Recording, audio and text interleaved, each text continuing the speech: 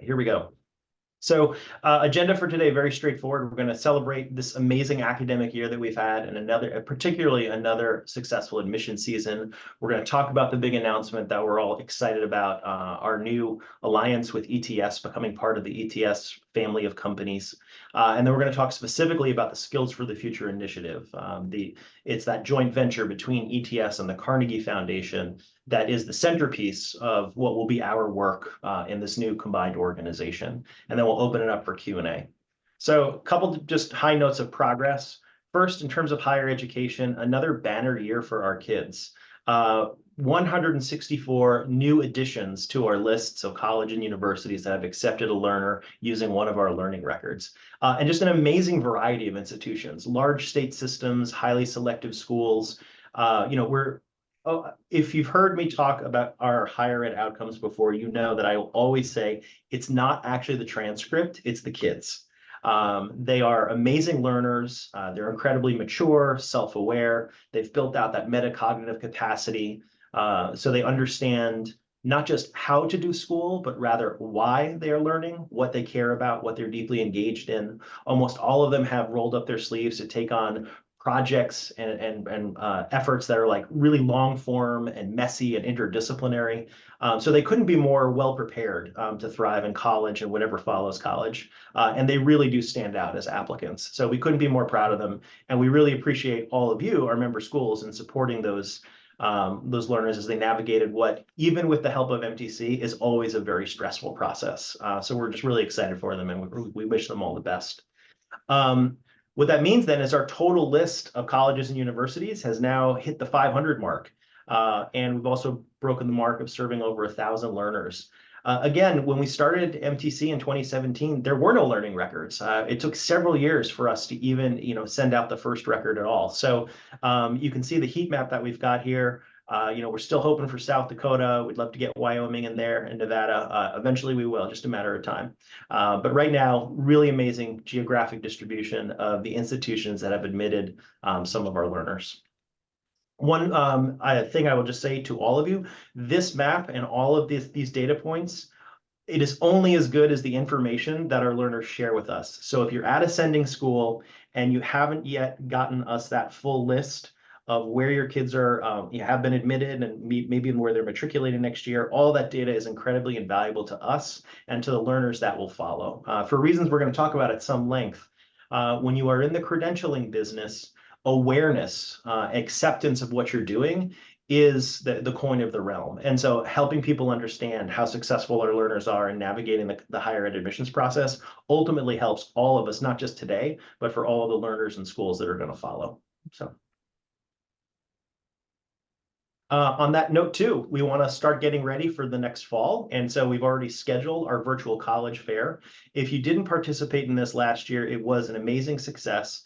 What we are doing is recruiting colleges and universities that have an express interest in MTC and in learning more about MTC's learners. They know what we do. They know the work that you're doing at your schools. They are excited to get to know some of your learners. Whether juniors, seniors, application, in the admissions process, love to have them show up. And there's going to be a number of colleges and universities there that are really eager to talk about fit, talk about their story, and help everybody understand how your kids can make an amazing impact on their campuses. And it's totally free for parents, caregivers, and everybody else on the member school side. If you have any questions about it, Eddie Arteaga, his email is there at the bottom of this. Eddie has been leading all of his this higher ed work for us. Huge kudos to him. The work that we've been doing for proactive outreach for colleges and universities, really building those relationships, has just jumped to the next level as a result of Eddie's leadership. We're really excited about it. The other thing we're excited about is Progress Tracker. If you missed any of the webinars that we've been doing, Progress Tracker is now live. If you've missed all of our communications about it and you're like, what's Progress Tracker? Progress Tracker is the answer to the most frequent set of questions we get from our schools, which is, look, we love these records. They're summative. They're helpful. It helps people understand where people are at the end of their learning journeys. But what about all the steps in between? What about, tracking the day-to-day of where each of our learners is in terms of mastery of these individual competencies? How do we, have a place where we can store our individual learning scales and rubrics that we use in our community to describe what proficiency and mastery is for each of these skills? Progress Tracker is the answer to that question. We co-designed it with our schools. I really am just I think it's a beautiful piece of software. We really encourage you to roll up your sleeves and experiment with it. And most importantly, tell us, where it's working, and also tell us where you'd like us to take it next. We built this, as we've built everything that we do, in direct response to questions and inquiries from our member schools. This is a collective project. And so when it comes to where we take the product roadmap and extend Progress Tracker further, we really are looking for all of you to act with us as co-design partners. So. And then lastly, Symposium. It's coming up pretty quickly, actually. This fall, September 19th and 20th, we will be in Denver, Colorado. It will be, I believe, our biggest and most well-attended symposium yet, but we can't do that without your help. So all the information you need is on the website to register. We actually hope you bring teams from your schools. We know from experience that schools that brought multiple, administrators, educators together just got an order of magnitude more value out of the experience. But if you can't bring a team, don't let that stop you. Even a single person, it's an amazing event, and we've got lots of great programming there. And we'll be spotlighting a lot of our work with Skills for the Future, including presentations from members of the leadership team from the Carnegie Foundation, who will be coming. Hopefully I'm not giving away spoilers about the content. Sorry about that, Susie. But anyway, so we're really excited about everyone who's going to be there. So here I am going to pause, and we're going to start now talking about this exciting news about the new relationship we have with Educational Testing Service and with the Carnegie Foundation. The theme here is about getting MTC to massive scale, national, international scale, household name level of brand awareness. And to do that, this partnership with ETS, I'm going to explain in some detail about how it's going to help us get there and exactly why we're so excited about it. But before I jump in on that, I'm going to hand the floor off to Scott Looney. You all know Scott. He is the founder of MTC, in addition to being the head of school at both the Hawken School and also the founder of the Mastery School of Hawken. Really, none of us are here, none of us are doing any of this if Scott hadn't had the insight all those years ago and that a new credentialing system was needed. So I'm going to hand off to Scott, and I'm going to let him just sort of speak a little bit about the new initiative. And I'm going to take my slides off of the screen. And Susie, I see that you've got your hand raised. Oops. Okay, so I'm going to stop the share and hand off to Scott briefly. Great. Thanks, Mike. Good morning, everybody. This is a really exciting day. I want to just reflect for just a minute on the journey and this moment. In 2015, Doris Corder was the associate head at Hawken, and I got buy-in from our community to try to launch a second high school, a satellite school, which ultimately became the Mastery School of Hawken. And in doing that design work, Doris focused on pedagogy and curriculum and ultimately launched her own nonprofit, the Cord Institute for Teaching. I focused on crediting assessment and the transcript model because if we were going to start an ideal high school, and this high school was designed around one idea, what could high school look like if we focused on the individual growth of individual students? Well, I can tell you what it wouldn't have. It wouldn't have time-based crediting, and it wouldn't have teachers in the role of judges in the form of grades. And so I created the model for the Mastery Transcript, thinking we were just going to use it for this little laboratory school. But when it became clear that the colleges wouldn't take it seriously unless there was a team of us, we've got 80 people from 30 schools together in Cleveland, and I was pleasantly surprised when 28 of them joined right away. And then surprised pleasantly again when we got to 120 schools in less than a year. And so the fact that there was a need out there, when I asked people, raise your hand if you've seen a kid break into tears getting an A-, and every hand went up, I realized that the local problem we were trying to solve at our school was something that was widely shared, that the problem is not kids, it's not teachers, it's not parents, it's not politicians, it's a systems problem. And we were off and running, feeling great, until we got the first big national press, which was an op-ed from Catherine Rampell, who basically said, what's wrong with grades and what do these people think they're doing? And I was kind of crestfallen. I thought, wow, here we are, David going up at Goliath, and right out of the gate, we dropped the rock.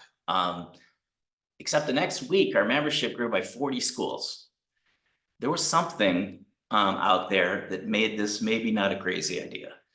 Then when I thought we were going to have to maybe battle a little bit with college admissions, I was really pleasantly surprised when VPs for enrollments and deans of admissions met us in the middle and said, yeah, we'll help you build this. We'll help you get this right. Special shout out to Kendra Ishap, who at the time was VP for enrollment at University of Michigan, but has now gone on to USC. She gave us access to our whole senior leadership team to help us figure out how to get this right.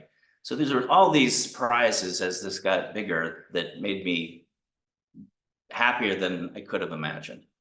Last year, when we heard that ETS, the largest nonprofit measurement of human performance in the world, largely known for standardized tests around content knowledge, was getting together with the Carnegie Foundation for Teaching, the same organization that brought us Pell Grants and actually time-based crediting, credit hours and Carnegie units, to shift from time-based crediting to skills-based crediting and to build assessments and skills. I couldn't hardly believe it. I was cautiously optimistic. But I wanted to share with you today that when it became clear that that Skills for the Future initiative was interested in having the mastery transcript become the skills transcript for all high schools in this country, I literally saw one of my dreams come true. Working in schools where the kids and the teachers are working so hard, only to be put in a system that causes unnecessary strife for them is tough. But I can see a world now where teachers get to be mentors and guides to students instead of being forced to rank and judge them. A world where summative achievement for students is no longer reductionist, shaving off their humanity, but it's actually a positive reflection of their unique possibilities. I can see a world now where students can connect their work in school to something of purpose in the world that matters to them, removing that super toxic question we all know. Why do we need to learn this? I can see a world where hard work of learning, and learning is hard, is actually joyful for kids, making them healthier, not sicker. And I can see a world where the achievement goals for students can be organized around their inherent strengths, their diversity, their sense of contribution. And because when it turns out Goliath's actually your friend, and maybe anything's possible, maybe even the big dream. I now believe that in my lifetime, and I just turned 60, so just in time, we will see the end of the industrial production model of education and a rebirth of learning organized around purpose, agency, and meaning for children. I actually think this is that moment. It's the beginning. I'm so proud of having a little tiny piece of this, and I'm so excited to see where it goes. The MTC team, the MTC board, have really had a chance to get to know everybody involved in the Skills of the Future effort. Laura Slover, the managing director of Skills for the Future Initiative, is an extraordinary human being who's incredibly passionate and committed to doing this. She, like everybody else, is sincere and driven and passionate. Paul Golish, the new head of K-12 Solutions for ETS, wants to bring in a better model for kids. Amit Savak, the CEO of ETS, is pivoting the entire company in order to make sure that the future for kids is around developing of durable, transferable, and useful skills. Tim Knowles, the head of the Carnegie Foundation, is saying, hey, time-based crediting, we can do better.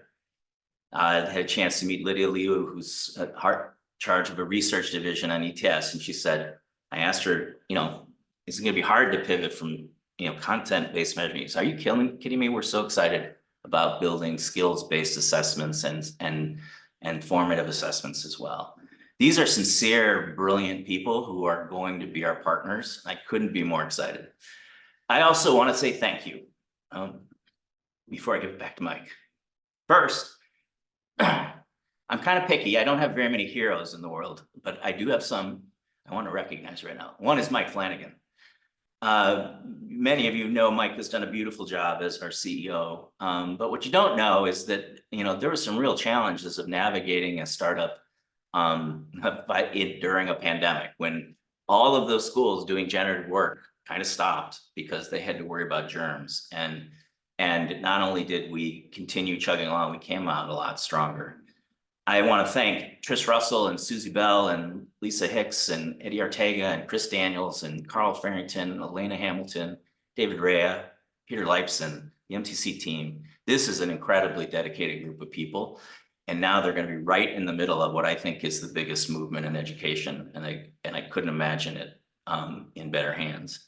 And then I want to thank the original MTC board, some of whom are migrating out, but who were there with us to get this all started. Sujata Bhatt, Ryan Craig, Monique Devane, Chantel Goodman-Luckett, Eric Gordon, Kendra Ishep, Doris Korda, Tony Wagner, and Dre Weaver.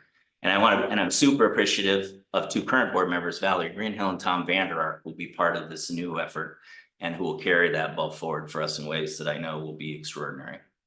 But mostly I want to thank all of you to decide to take into your schools and your school systems an alternative way to assess and present kids summatively into the world that is hard, that requires extra work, and to believe that it was possible. And thank you enough. Thank you all. And I can see the dream coming true. Back to you, Mike. Thanks so much, Scott. I really appreciate it. And again, on behalf of the whole team, just incredibly grateful to you for, having the vision and the getting all of this up off the ground. None of us would be here. Nobody here on the call would be part of MTC if you hadn't created it. And we're incredibly grateful to you. So what we're going to do now is actually start to get into some of the, I think what people are really excited about, what people want to understand is like, hey, where are we going with all this? Like, what does this actually mean for us, for our learners, for our schools? And so to do that, I think it is helpful to first sketch out a little bit, how did we get here? Like, how did we get to this point? If you were able to be with us or check out any of the recordings from our fall symposium that we had in Cambridge, Massachusetts last fall, you will recall that I shared this with the group. It was a reminder of how we got started. As Scott just told the story, it was a small group of very brave schools that put their hand up and said, yeah, this is worth doing. This is going to be hard, but we want to be part of it. And as I noted a couple minutes ago, we didn't have records or any kind of system or platform for the first few years. Everything was design, talking to all of you about your needs, the needs of your learners, a lot of friend raising, some powerful fundraising and support from folks like the E.E. Ford Foundation that helped us accelerate the work with, at the time, their biggest gift ever. And then things started to get real.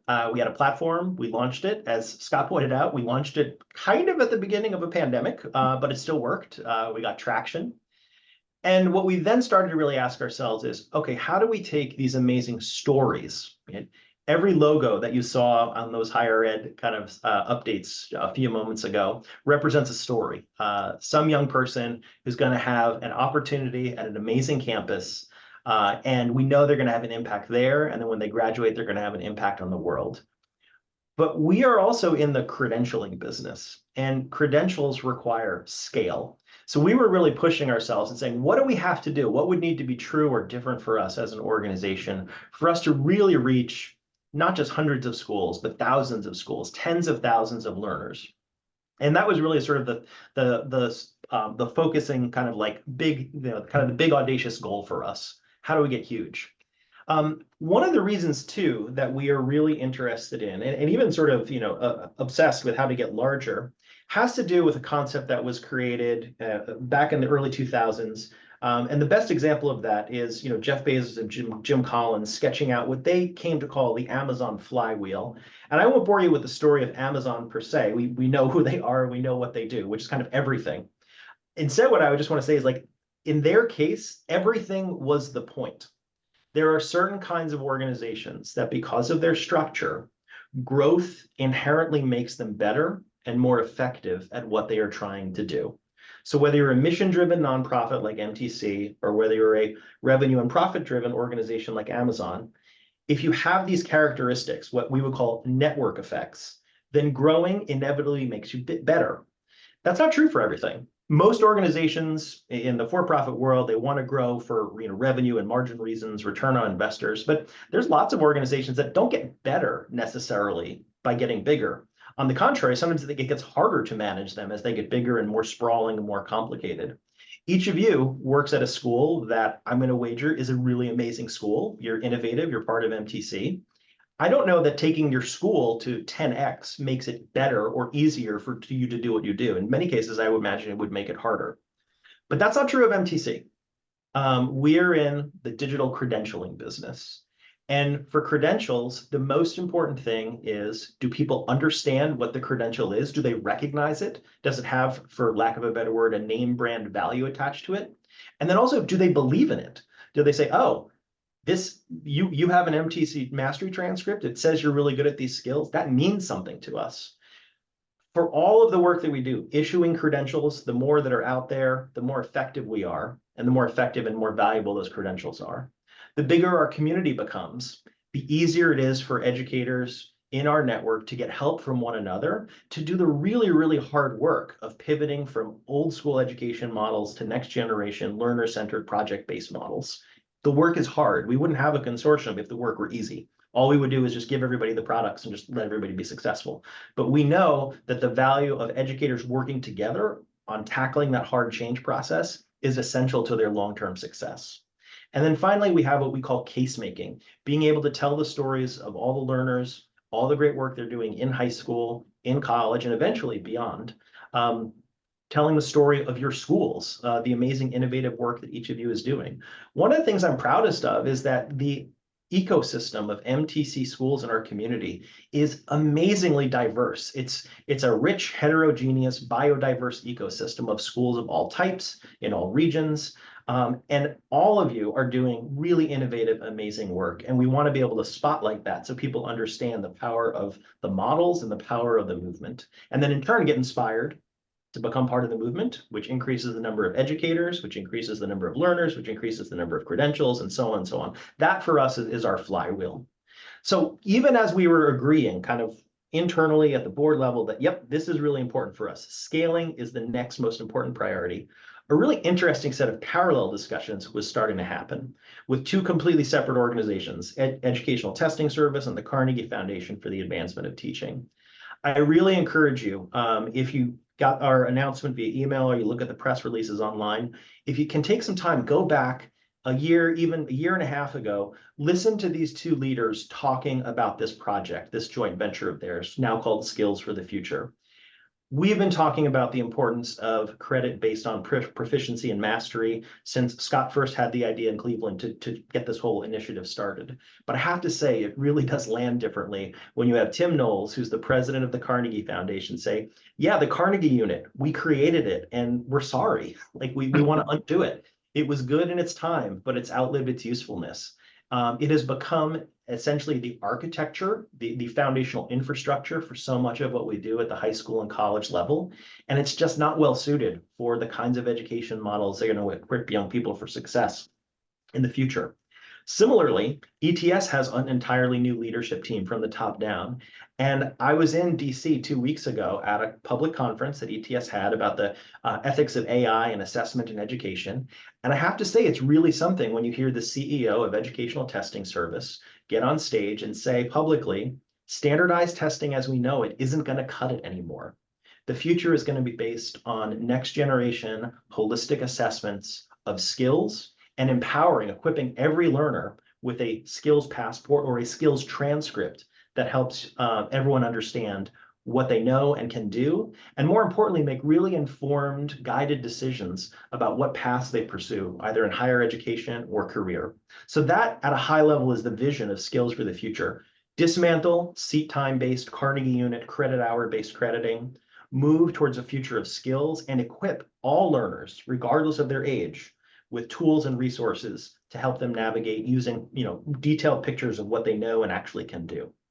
To do this really requires three things. First, to use the language of Tim Knowles, we really want to widen the aperture of what we measure in and out of school. We know that there are skills that are really important and are predictive. I'll talk about that predictive element in just a bit. So what we are increasingly calling durable skills. Full hat tip to our friends at America Succeeds, which have done groundbreaking research, understanding and defining what durable skills are.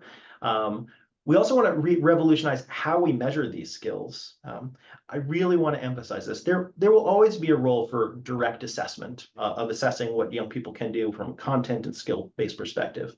But the moonshot for us is to take approaches to assessment that we all really believe in, authentic performance assessment, looking at more open-ended responses, authentic student work.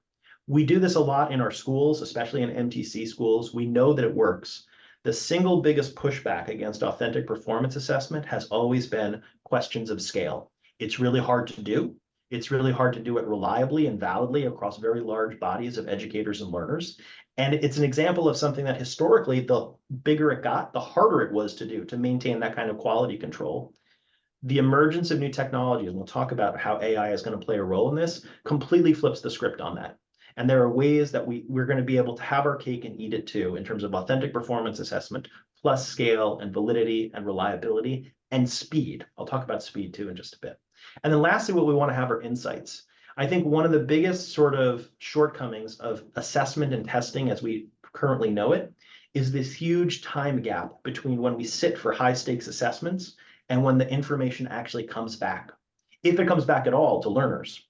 Imagine a world in which every learner has access to near real-time feedback and formative guidance about how they're building these skills, where they can improve, and also insights pulled from data from a variety of sources to help them understand, oh, you may not even realize that you're really, really good at this.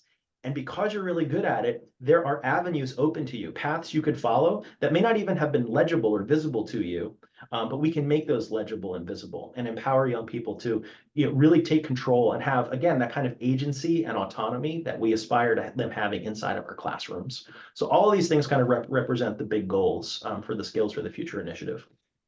So the question is, like, how do you actually do it? Now, I want to call attention to this slide. Like, if you came to any of the early MTC presentations, whether it was Scott or other members of the team, we had slides that looked almost identical to this in terms of the actual themes. How do we focus less on content and more on interdisciplinary skills? How do we move away from seat time to real-time measurements, and formative feedback? And also, how do we expand the universe of what counts as learning?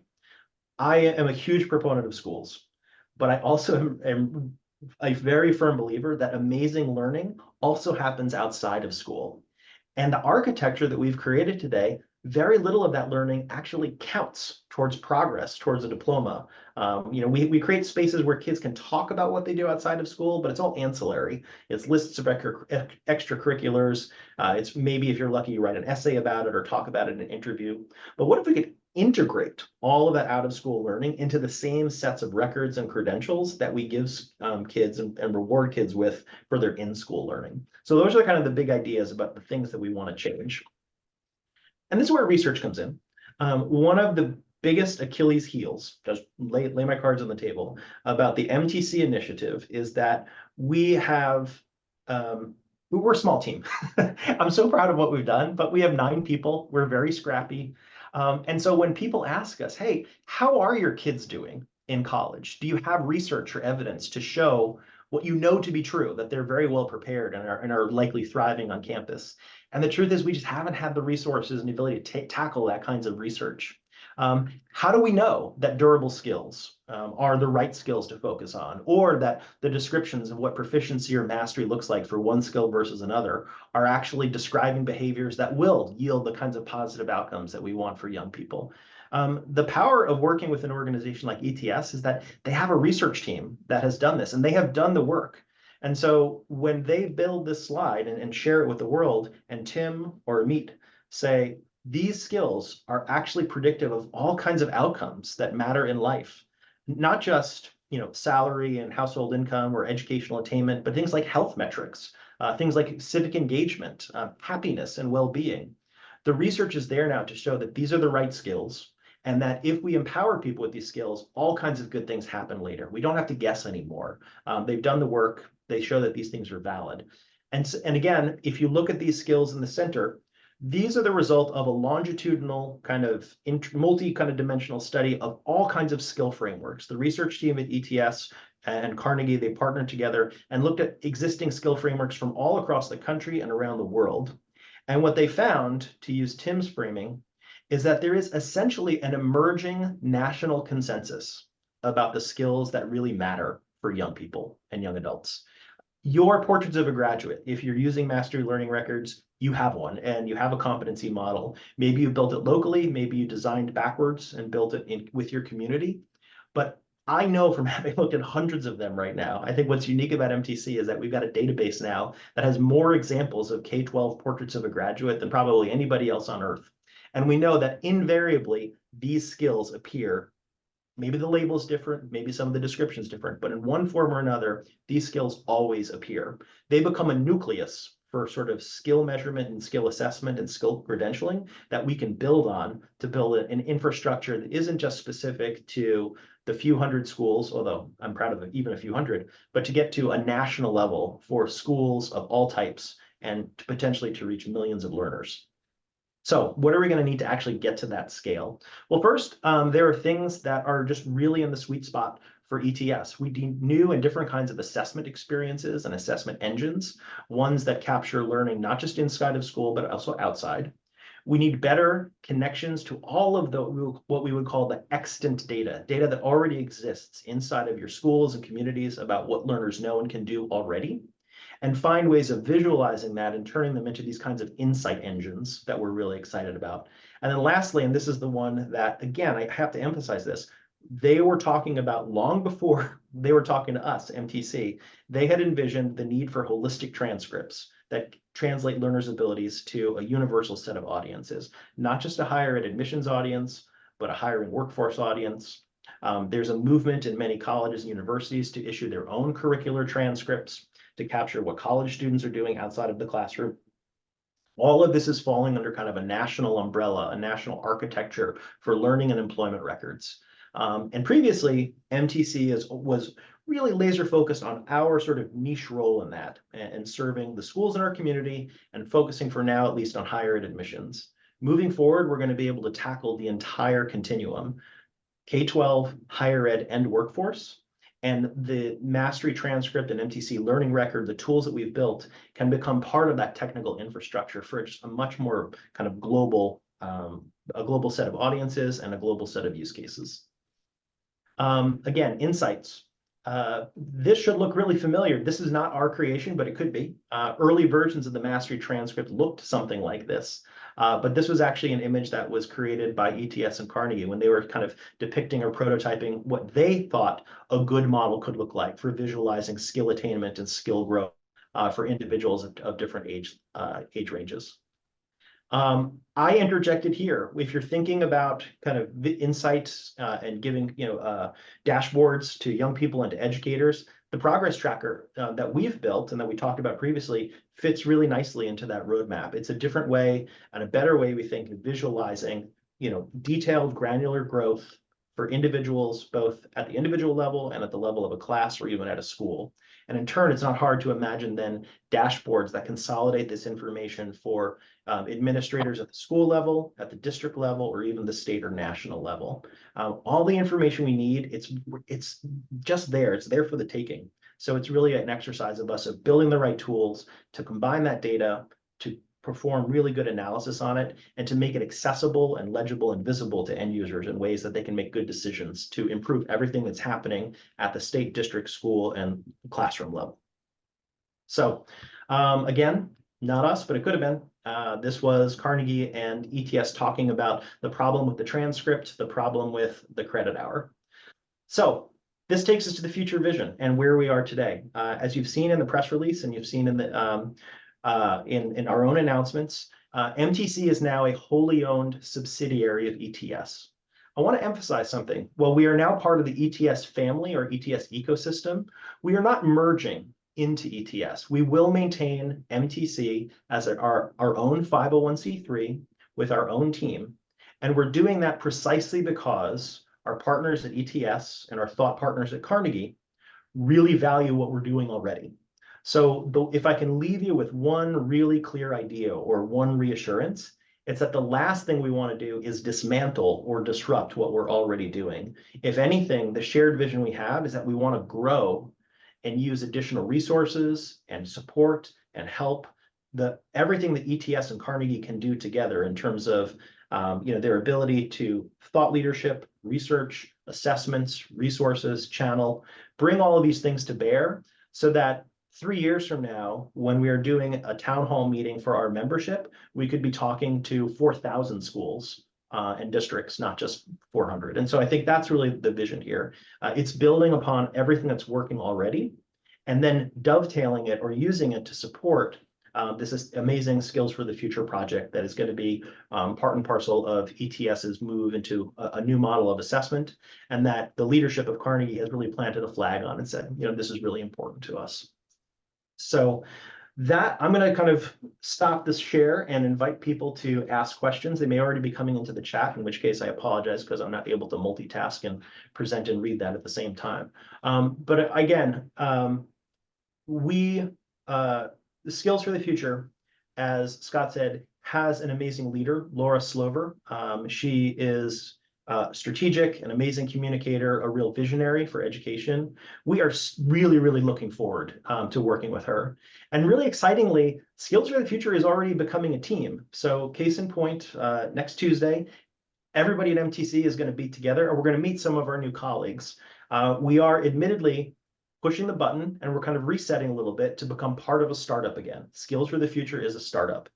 It's a startup that's really poised for success because it's got the backing of ETS and Carnegie, two well-known brands, all of the resources that they can bring to bear. And it's also one that's embracing all the success that we, the collective MTC community, have already had with our platform, with our credentials, and with our approaches. So we're really looking forward to working with all of these people. If you think that we've been able to do a decent job of delivering value to you, our members, with our little scrappy team of 9 amazingly smart, hardworking people, just wait until what we're able to do when we have a bigger team, more resources, and we can start saying yes to many of the things you've been asking if we could or should do in the future that we've always had to say, love that idea, just can't tackle it right now, just don't have the resources. So we're really excited about all of this. So with that, let's start kind of going into some of the questions that I'm seeing in the chat. Great. Oh, Stella asked a great question. Is this a pivot from the original MTC philosophy that each school or district would assign credits in accordance with their own research or portraits of graduates? I'm so glad you asked that question. The answer is absolutely not. We are embracing and really remain committed to the idea of local control over your own portrait of a graduate. And if you take a step back and I can talk at a high level about how we are envisioning the product design phase of Skills for the Future. We are in close conversation with the leadership teams of several states, and we are recruiting those states as co-design partners. But those states in turn are ultimately going to have to help us work with people in districts, where the work is actually getting done in classrooms. And we know from talking to it that even at the state level, where a state may have a really evolved or advanced portrait of a graduate, they still encourage and want their districts to have some level of local control over those. That's sort of how competency-based education is being rolled out in this country. That's the state of play right now. So the last thing we want to do is tell all of these districts and schools and states, oh, sorry, forget about that local competency model that you've built and invested so much time in. Please set that aside and use ours instead. So that has never been the approach of MTC, and it will remain sort of our approach moving forward.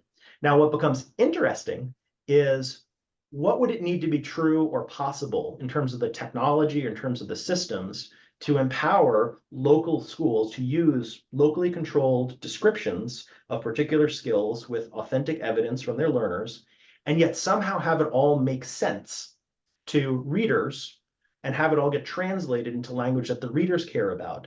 And I guess if you are I'm a little bit of a tech geek. I'm going to own that. So I got really excited when a couple of days ago, the next version of ChatGPT just got launched. And if you've seen any of the demos, to me, one of the most amazing ones is that they've added in enough audio processing where you can actually have real-time translation of conversations between people in different languages that are being run through that chatbot. So you're getting a seamless real-time audio translation for two people who do not speak the same language.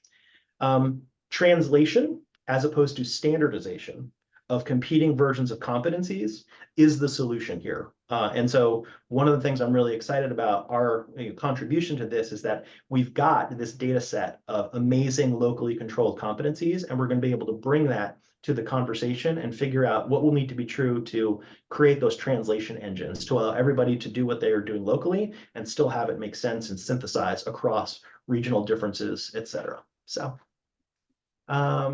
Lizzie asks, what changes from an individual school perspective in terms of our interactions with the new MTC? The honest answer is, if we do our jobs right, not much in the near term. And then the other honest answer is, we're not sure yet about the future, because the goal of the future is to be able to do more. It's to be able to take everything that we do with our schools today, but be able to add more value to our interactions with schools. So we're going to have a symposium in the fall. It's going to be great. It's going to be bigger and better than the one we had last fall. My vision is that a year out, it would be even bigger and better still, with more resources, more speakers, more diverse things. Same thing with our product roadmap, the same thing we interact with schools. But what I really want to do too is just, we wouldn't have gotten here without really clear and transparent communication and feedback from all of our schools. So I really ask all of you to kind of hold us accountable for that and say, hey, you used to do it this way and I really liked it. I wish you would sort of stay with that and give us that feedback, because our goal is not to disrupt any of the good things that are working. If anything, it's just to be able to do a better job and take on more things sooner for things that we hadn't been able to tackle in the past. Let's see. Another good question from Stella. What are your suggestions for schools, including those in states where letter grades are still required, as we try to run two operating systems? Well, I think our first and best answer to that is the MTC learning record. We have seen already amazing results from young people using the learning record to differentiate themselves and to add in a portrait of their skills and examples of evidence, even as they are required to generate a traditional course and letter grade transcript. Course and letter grades are not going away immediately. So that would be sort of the main thing is, if you're in a state where that's required, please consider using the MTC learning record. We have all kinds of examples of schools that are being successful with that, and we can talk about that. In turn, then, the other question becomes, this is where things get really exciting. Imagine sort of what we are trying to do when we get an organization like the University of California system, right, or California State Universities, to come to the table and talk to MTC as design partners or thought partners, right? It really is, to use Scott's framing, a little bit of a David and Goliath. We're not enemies, but there's a real size discrepancy in terms of what we're trying to do and their interests and their infrastructure and size. It becomes a very different conversation when it's not just MTC, but it's skills for the future with ETS and Carnegie sitting at the table. Carnegie is literally on the campus of Stanford, right? They have an amazing footprint in California. So I think there's going to be an up-leveling of conversations that we can have with all of these stakeholders who are essential to the long-term success of this kind of change effort. Organizations like the Common Application, organizations and software providers like Slate. I think that's an area where I am comfortable suggesting good things are going to happen and it get accelerated over time. Going forward, who owns and or can view or use our students' data at both the individual level and at the institutional level of our school? Great question from Jill. Nothing has changed. We have very clear privacy and end user kind of descriptions that are on the website. We can also share them with you directly offline if you want to read them in 6-point font. But we are committed to the Student Data Privacy Pledge. Schools ultimately are the owners of their students' data, in the sense that, if a school says, you know what, MTC, we don't want to work with you anymore, we need you to purge or remove or download or send us the data, we always have the ability to do that. So we do not anticipate any of that changing in the near future. Gwyneth asks, do you think we might get a high quality mastery-based LMS out of this partnership? We'll see. And here's why I am hedging a little bit. If the feedback from schools and the marketplace is, oh, if you added more features to Progress Tracker, it would fill a gap in the market, then I think we'll have the resources to be able to go and tackle that project and pursue it.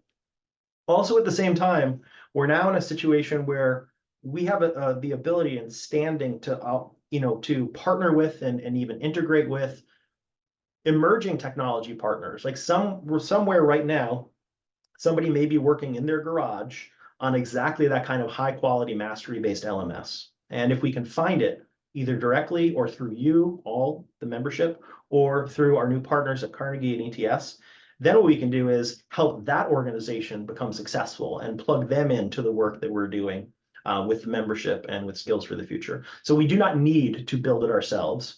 But I think I like your word, Gwyneth, of get. Could we get a high quality mastery-based LMS out of this? I believe so.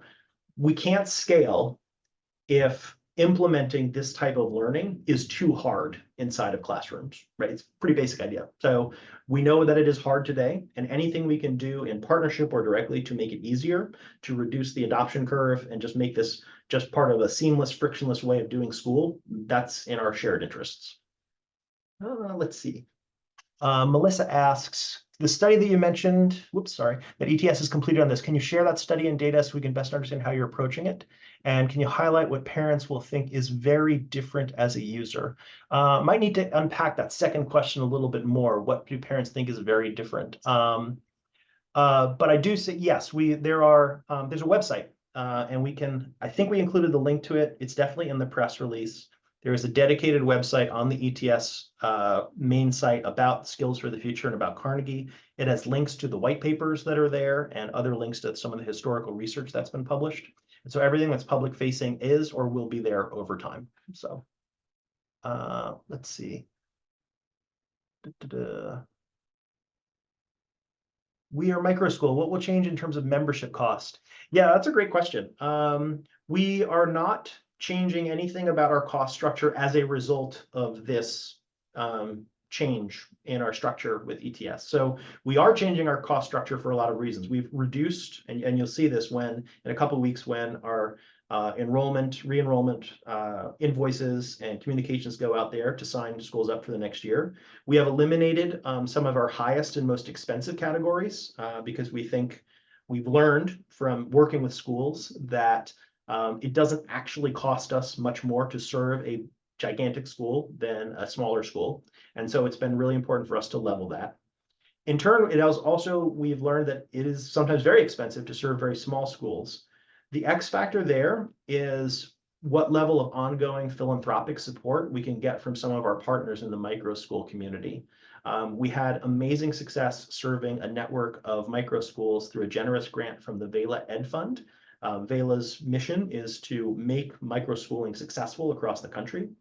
We are having ongoing discussions with VELA. We're going to do everything we can to see if they can subsidize that work further and keep the costs for micro school entrepreneurs, micro school founders as low as possible. So.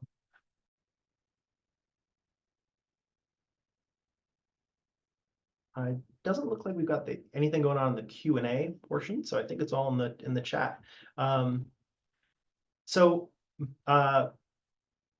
Just to recap, huge thanks to Scott for starting this initiative. Huge thanks to all of you for joining us today and for your ongoing support and membership. If you didn't have a chance to ask or get a question answered, I see that a couple more are still kind of coming in. We'll be happy to stay on the line and just do an informal Q&A chat. We also, I believe, have some time reserved on Friday for kind of office hours for ongoing Q&A. And I'll be available then just to do more direct conversations. We can do a kind of video-based kind of chatting like real people as opposed to just using the chat bot here. And but again, just if I can leave you with one idea, it's that we are incredibly excited about this. We're so proud of what we've been able to do in partnership with all of you, but we're really excited and thrilled about what we're going to be able to do with our new partners and the level of standing and visibility that this whole initiative is going to give MTC and also all of the work that you're doing. So thank you so much.